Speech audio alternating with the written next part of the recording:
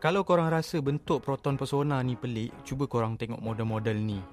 Ni. Benda ni buatkan korang berfikir, kenapa kereta-kereta dengan rupa yang janggal macam ni wujud? Betul tak? Okey, banyak brand atau pengeluar kereta ni bina satu model sedan tapi platform dia berasal dari kereta hatchback. Ni semua untuk memenuhi kehendak atau keperluan sesuatu pasaran.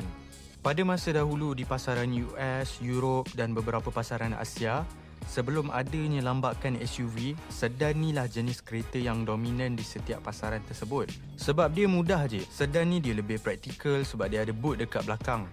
Dan untuk sesetengah pasaran, hatchback ni macam kereta untuk perempuan lah. Kira tak gangster lah kalau bawa kereta hatchback ni.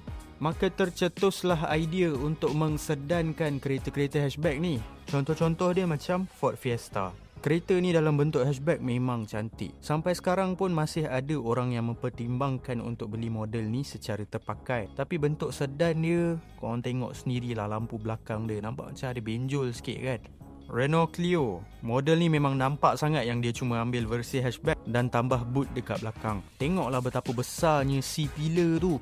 Model ni kurang dapat sambutan masa dilancarkan. Walaupun practicality tu penting, design pun paling tidak janganlah nampak janggal sangat. Volkswagen Polo. Okey, model ni dia tak nampak janggal. Dan sebenarnya model Polo sedan ni dapat sambutan yang baik di pasaran Europe. Dengan pilihan enjin yang sama dengan versi hatchback, ramai pengguna dekat Europe yang memilih Volkswagen Polo ni dengan versi yang lebih praktikal. Di Malaysia pun kita ada banyak model hatchback yang dijadikan sedan. Contohnya Proton Persona yang menggunakan platform Proton Iris yang baru je stop production. Pro 2 Beza pula menggunakan platform yang sama dengan Azia First Generation. Sebab tu kalau korang perasan, bila duduk dalam kabin Beza ni, luas kabin dia tu sama dengan Azia yang generasi sebelum ni. Dan sebenarnya banyak lagi model-model kereta yang dijadikan sedan daripada model hatchback.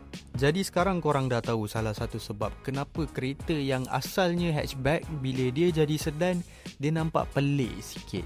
Jadi bagi tahu dekat komen korang prefer sedan atau hatchback.